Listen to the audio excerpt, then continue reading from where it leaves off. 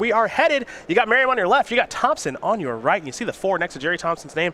This is one of the more important tournaments that he has ever played in. And we're going to find out if this blue-white Thopter Gifts deck, yes, Thopter Gifts, is the real deal. One thing Gerry can't do at this deck is make a 20/20. They haven't unbanned Dark Depths just yet, though I don't think that is ever going to happen, as here is a Goblin Guide. Strikes me as unlikely. Watery Grave is the reveal, so that'll go to Thompson's hand.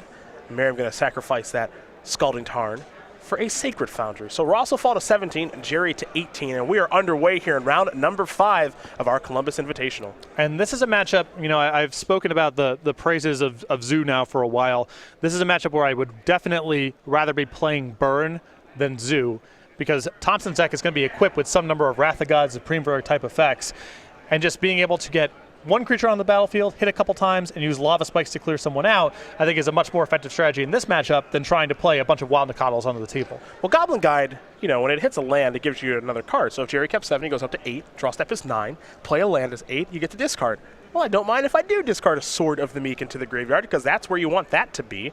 Merriam's going to sacrifice a Wooded Foothill, so fall down to at least 16, maybe a little bit lower, as now he's going to play a Monastery Swiftspear and a Lightning Bolt. So this is going to be a lot of damage, as here's another Goblin Guide trigger along with a Prowess trigger. So you're seeing some shortcutting here, but all that's happening is Ross is casting a Monastery Swiftspear, bolting to try to get Prowess, and then going into combat. Now Thompson may have a response here. You see his land for the turn was a Polluted Delta. So perhaps he does have something to slow Merriam down. It shall Merriam untap his creatures momentarily. We want to make sure that we do resolve everything in its correct order. Now here is the attack. The reveal is Thirst for Knowledge. Gotta shovel that away. I don't love that draw right now.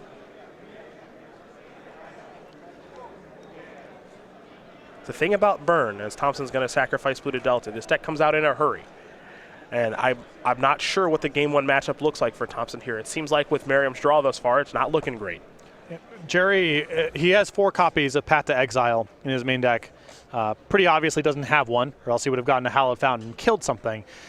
Without Path to Exile, when he's on the draw, he doesn't have a lot of ways to defend himself early on in the game.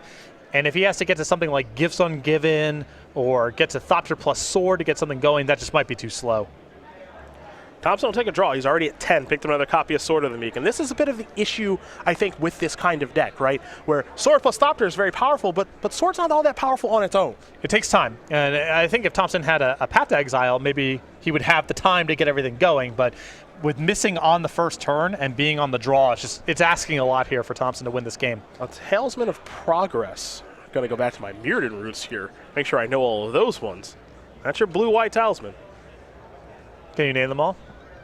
Progress, Indulgence. Yep. Dominance. Dominance is blue-black. Indulgence, I'm pretty sure, is red-black. And I don't know enough. It's the green-white one. Yeah. That's the one that's always going to do it. That's the tough one. I can't think of the green-red one off the top of my head right now. It's embarrassing.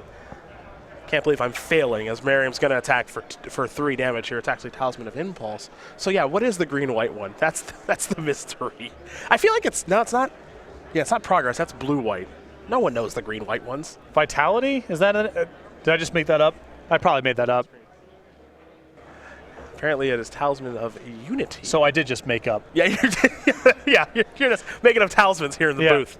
That's what I would have named the green one, right one, I guess, had I been there at the time. I don't know. Here's a Celestial Colonnade from Thompson. Merriam gonna fire up a Skullcrack. Thompson will Spell Snare that. We'll head back Ross's way. He'll untap and draw. Can he finish Thompson off this turn? I think it's pretty likely. Well, if you're in Ross's C here, you don't want to run a spell into a counterspell, get swept, and not have enough left over to win the game. So it's possible here that if Ross attacks and Thompson doesn't do anything, even if Ross has a lethal spell in hand, he might just say, okay, pass, your turn. Don't run to a counter. Monastery Swiftspear. We'll see if that resolves, if Thompson will have a response. It does resolve. Attackers. Trigger from Goblin Guide. Colonnade added to the grip for Gerry. It'll be 4 points of damage right now if it all comes through. It appears as though it will come through. Thompson will fall down to 3. And you see Ross, I like that. Has a lethal Shard Volley in hand, not pulling the trigger. No reason to run in a counterspell. Make Gerry have a sweeper, and a counterspell the next turn. You also might be able to pick up a little bit of information here as well. Yeah, you get another guide trigger for your trouble also. Yeah.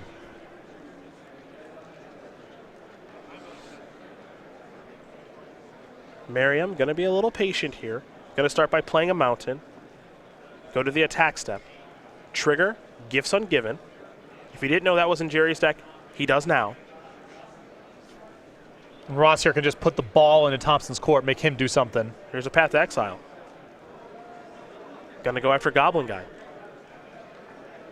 Merriam will resolve this. And there is a basic mountain.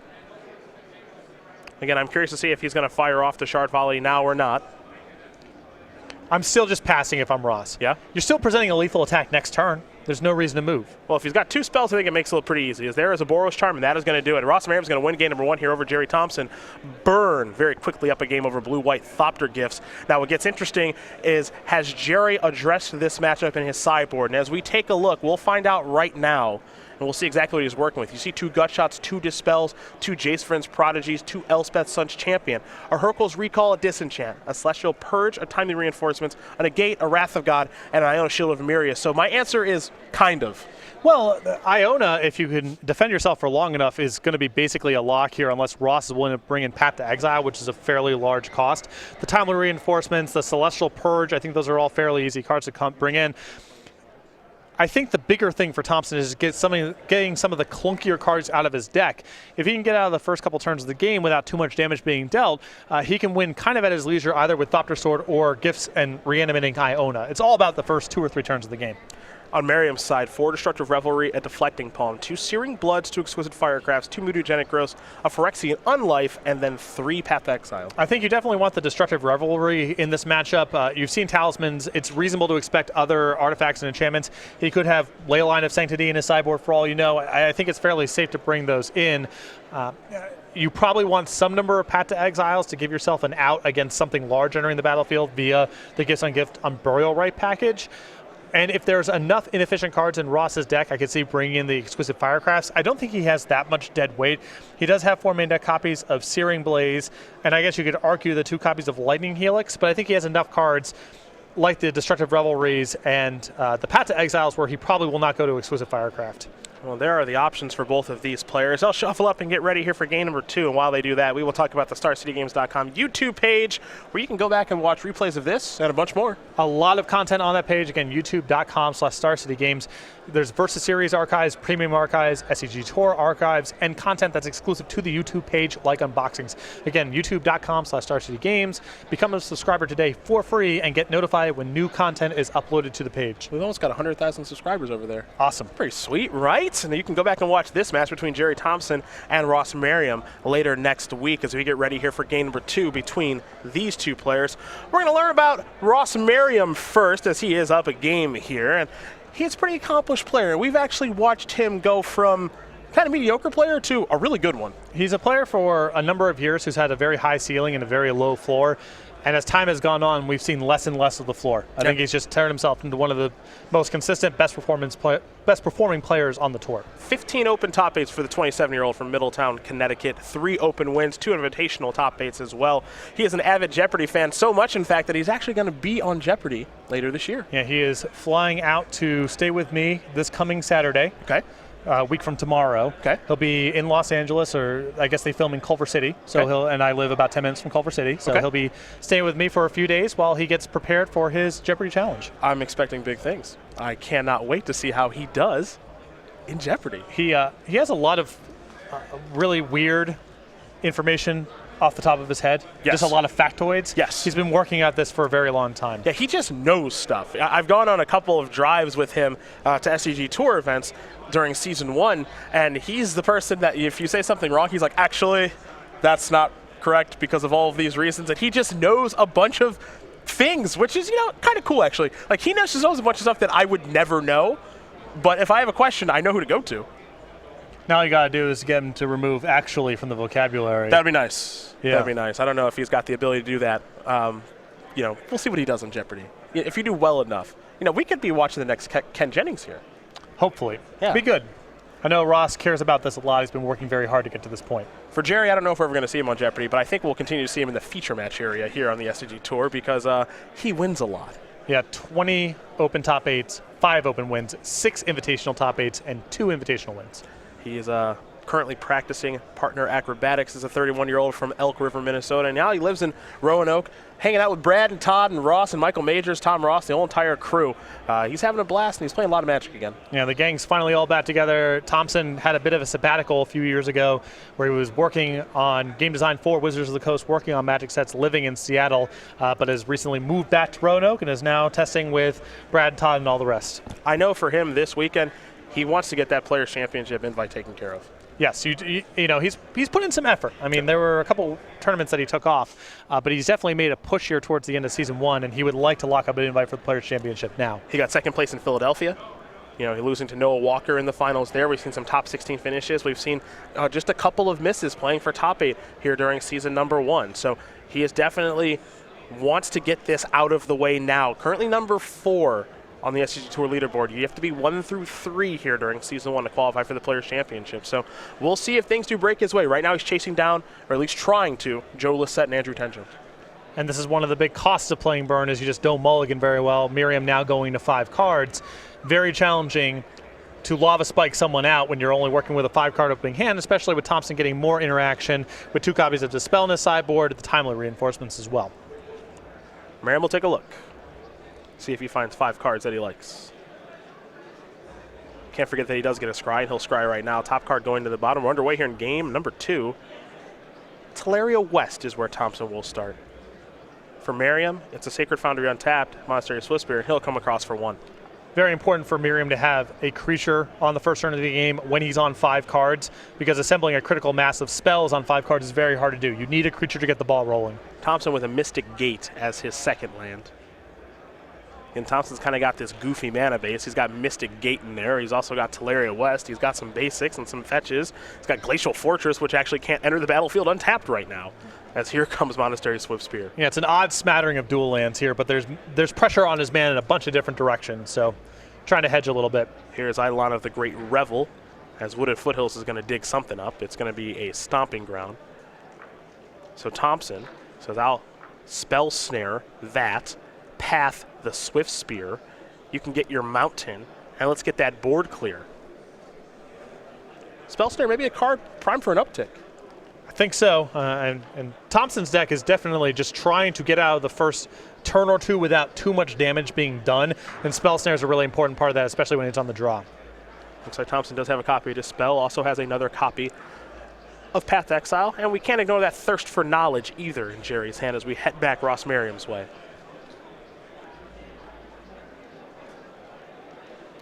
Path to Exile so good against decks like Burn and Zoo that just don't have a ton to do with extra mana. Monastery Swiftspear here for Merriam, and now a Lava Spike. Lava Spike will resolve. Thompson's going to fall down to 15. Here comes Monastery Swiftspear. This is Path to Exile yet again. That'll take care of that. Merriam will dig out another mountain. But you can see the difference between being on 7 cards and being on 5. Yep. That's for sure. It does not have a lot of action left. Although Thompson himself is also pretty low on cards at this point, he does have a Thirst for Knowledge to gas back up. But the most important thing is just Thompson's life total. He's gotten out of this at 15. Merriam, you're assuming, doesn't have a follow-up creature here. If his hand's just a couple Lava Spikes or even Boros Charms, Thompson has a cushion to play with. Looks like he does have a follow-up here in Suspending Riftbolt at least. It's better than nothing, but it's not great. Engineered Explosives to draw. That's a good card to discard to the old Thirst for Knowledge right now, as Thompson will just simply pass the turn back. Riftbolt will resolve. Gerry will fall down to 12. We head Ross's way. He'll draw a card for the turn.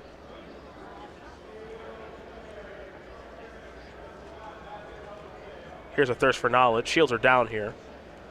Thompson will draw 3 cards, so he'll have to discard 1 or 2, but it'll just be 1 Engineered Explosives. And now he'll get to untap, as Merriam will give him priority back. Spell Snare the draw. Has Thompson found a land? And every Dispel or Spell Snare that Thompson finds is so excellent. All he needs to do is keep trading 1 for 1 here, keep his life total high. Eventually he'll overpower Merriam. It's a Polluted Delta and a passing of the turn. And now Merriam will pass the turn back. Thompson will draw.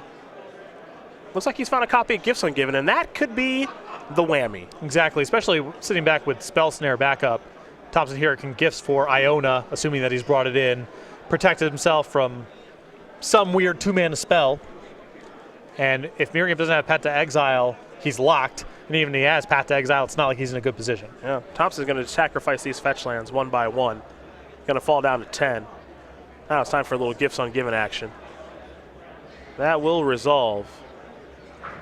And it's time for the 1-2 punch here of Unbearable Rights plus a real big creature. And that big creature is Iona, Shield of Emeria. With gifts on given, there's a lot of text there, of course, excuse me.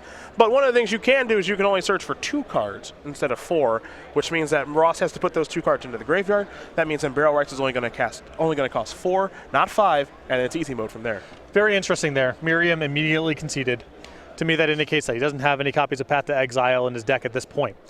Because he could have just drawn Path there and kept playing. I don't know if Merriam goes back to the sideboard and brings in Path on the play, but he might just want to say, I just want to be as fast as possible.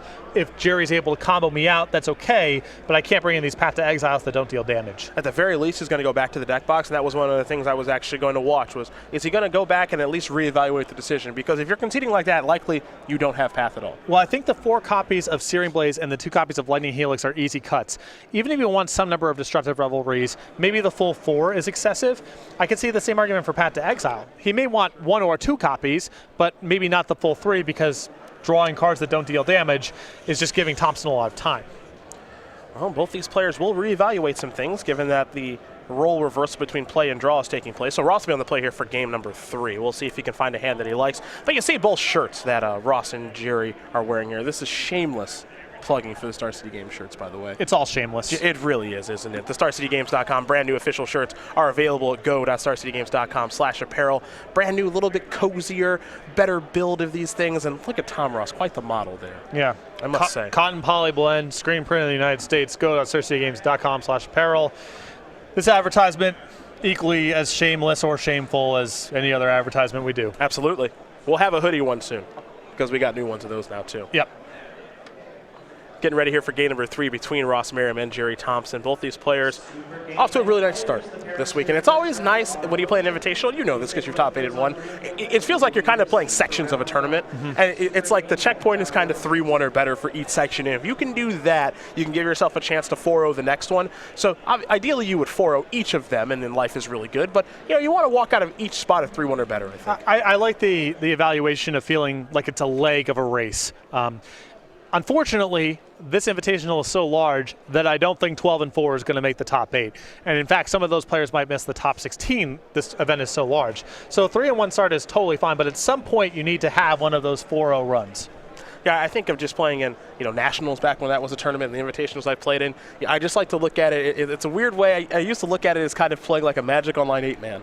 That's the first section. The next section is another 8-man, et cetera, et cetera. And, I want to focus on these next 4 rounds. One match at a time, but, these 4 matches with my standard deck. Let's get these out of the way, have a good positive record, and then move forward to the next section. I never liked being in that kind of mindset because I think the best way to try to view a tournament is it's just isolated. It's just round after round. Once you start thinking about what I need to do for top 8 and all that kind of stuff, you get yourself into trouble. But I think it's hard to avoid in a tournament like this where it's broken up into 4 rounds by constructed format. There's a day 2 cut halfway through the tournament. It's very easy to get into the mindset of viewing it as stages, as legs of a race. Well, if you do view it in that nature, they are in stage 2. Yeah. They're through stage 1, and they are in what is probably the more interesting stage of the tournament here with Modern, because like you at home, we are guessing on what's going to happen here. Burn, not much of a surprise. Maybe a little bit of a surprise to see Ross playing it. Yes. I wouldn't really put him on that kind of deck for this particular weekend, but Blue-White Thopter Gifts, you got no idea what this 75 is going to look like. I believe Ross did play Burn at the Players' Championship, though. I think that was his Modern deck. He borrowed cards from me. So I know that he played it during that. Right, so it's not his first time. If memory serves, yeah, he has played a little bit of Burn in the past. Though telling that he's not on the Mikado plan here, he is trying to be as fast and non-interactive as possible. I think that sort of positioning makes more sense if you expect Ancestral Vision and Thopter Sword to be prevalent players in the new format. Which apparently, based off of what Nick Miller has been doing and his researching, it is popular. Which, again, I was a little bit surprised about. I didn't know if people were going to be able to find builds they were happy with. A lot of pressure here on Thompson. I think an opening hand that doesn't contain Path to Exile or Spell Snare probably just has to go back. Well, Gerry as a player And if you've ever watched him play, as Merriam's going to take a mulligan here. Gerry is a player who will aggressively mulligan for what he's looking for. He's not going to keep a hand where, fingers crossed, I hope my draw steps pan out. And especially in this matchup, you've got to interact early and you've got to interact often. And Merriam mulligans a ton too. Yeah. What do you think these lava spikes and rift bolts are? They are cashing in cards here. So as long as Thompson can interact early, he can use his life total as a resource in a way to kind of recoup some of the lost cards. And we do have confirmation Ross did play Burn at the PC. Unfortunately, I don't have a great memory of it, and this isn't a dagger at him. He was out of the tournament kind of early, unfortunately. I remember a desperate last-minute text asking for destructive rivalries and lava spikes. So did not have the Players' Championship he was looking for last year. His first one went well. Then it took me time to flag him down and get my cards back. That was so it's etched into my mind because I had to bring them with me and then get them from him after the fact. Neither portion was easy. Yeah, having to ask for the cards back after someone has a tough tournament, not always fun. Think of it also as legs of a tournament. You got to dig the cards out of the box. That's the first one. Remember to put it in your backpack. That's the second. Actually hand it to the person. That's the third. And then get them back. That's the fourth. So not only did you announce the Players' Championship, you also played in it. Sort of. Yeah. We'll see if Ross can find 6 cards he likes. It looks like Gerry, did send it back. Maybe thinking very long on that decision before deciding, you know what, I'm out of here. It's very easy to match burn mulligan for mulligan. It's much easier to rationalize throwing back soft hands when your opponent's already down a card when they're playing a deck that revolves around critical mass. Thompson can afford to be a little bit more aggressive looking for interaction early on in the game. One thing you got to remember, these Thopter decks, they always just do have that oops, I win draw. It doesn't happen a ton, but you can just do, hey, turn 2 sword, turn 3 Thopter Foundry with a land available. Let's do this for a little while. Though dangerous in this matchup with Merriam most likely having access to destructive rivalry. It's got to be in, right? It's possible that draw is not good enough. Now, how many Thopters and swords does Gerry have? Gerry has 3 copies of Sword of the Meek and 4 copies of Thopter Foundry. Okay. Now, is there any chance he maybe moves that to the sideboard because he expects destructive rivalry? I think it's just too powerful. Yeah. And he's bringing in Dispels and already has Spell Snares in his deck, so he has cheap ways to protect it. Okay. I understand the idea of just trying to convert into a control deck and lean on an Iona, but as far as Thompson knows, Iona may not be good enough on its own. If Merriam has access to Path to Exile, it may not be that great. And the combo is just so potent that it's worth the risk of maybe getting hit by a destructive rivalry. Okay. Thompson will take a look at the 6 cards. Now he's good. Merriam will scry. Thompson will be scrying as well here in just a moment. Merriam will put his top card to the bottom.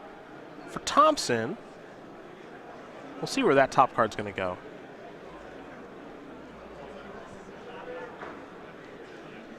That's the bottom as well. Game number 3 underway. Merriam with a mountain, a goblin guide, and a trigger. It's an island. Mulligan undone. Thompson will draw now. Thopter Foundry was the first draw step. Here's an island. He'll pass the turn back. Actually kind of important that that's not maybe a blue-white land. You know, so Path to Exile's off the table here as here comes Goblin Guide. Trigger, Celestial Colonnade.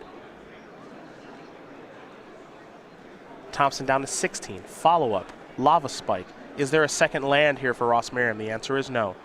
Gerry Thompson will draw a Snapcaster Mage.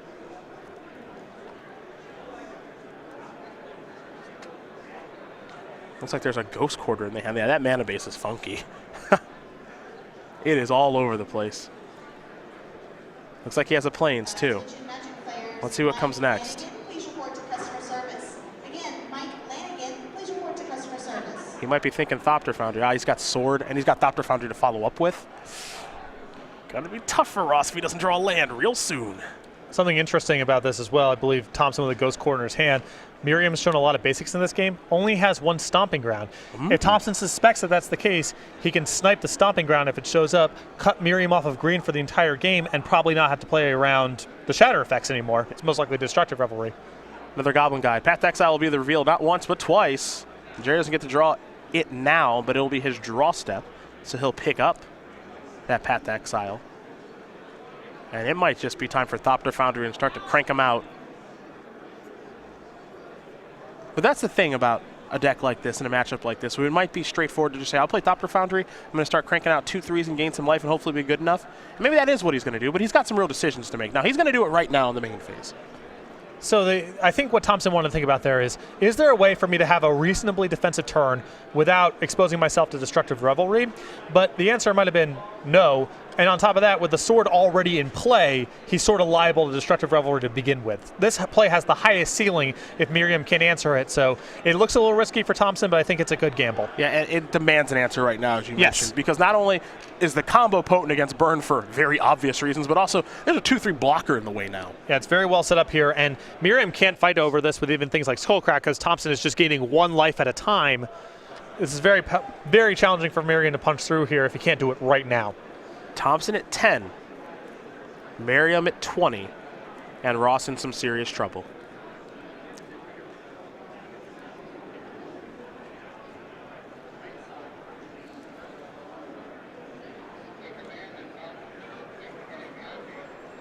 For Merriam, maybe a lightning bolt in the future. Not too sure. He's taking a long look at that hand.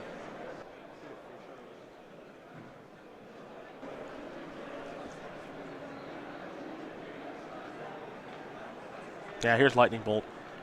And in a way, it feels like he's waving the white flag, but maybe not. Maybe he's just got to do this. I don't know. Well, this at least gives him this is, I think, the best play in terms of get Thompson fairly low, where all he can really do here is Thopter Sword for a little while. And if you draw Destructive Revelry, maybe Thompson's low enough, you have a handful of spells, there's a path here. But I don't think he can just say go. So at the point where you're casting a lightning bolt, it might as well be at the Thopter instead of Thompson because you get 4 damage instead of 3. Thompson going to make at least 1 Thopter. Let's make it 2. Now, for those who are new-ish to this combo, because you and I are veterans to this, we played extended during this time, why don't you explain what's going on here a little bit? So you sacrifice the sword to make a 1/1. The sword's in your graveyard. It triggers. It comes back into play, equipped onto the Thopter you most recently made. So for every mana, rinse, repeat, get a 1/1 flyer, gain a life. Tough for burn to beat, and a lot of decks to beat. Yeah. Now, the thought process was, back when this was a thing many moons ago, there weren't cards like Stony Silence and Rest in Peace and, kind of the hate that we have for graveyards and artifacts now. So it's going to be curious to watch if this combo can make it through the new cards that are available to players. And that's why I like the fact that Thompson is not all in on this combo. It's part of a Gifts Ungiven package, so we can pursue different angles against different opponents, people who can interact easily with artifacts, people who have graveyard hate. Maybe he gets away from this altogether in the post-board games. You saw where he main phased a lot of this stuff, left the Planeswalker Path to Exile, and Ross knows, you know what, I don't have any lands, I just can't get through this. This is just too much to overcome, and he's going to extend the hand. So Gerry Thompson is going to win this match here over Ross Merriam, 2-1. Blue-White Thopter Gifts will take care of burn, and for Thompson, every match important for him trying to qualify for the Players' Championship, and he gets by a very tough opponent there in Ross Merriam. And you saw both dimensions of his combo. In Game 2, he was able to Gifts Ungiven for Iona and lock Merriam very early on in the game, and Game 3 was able to go to Thopter Sword. So both dimensions of his deck came into play post-board.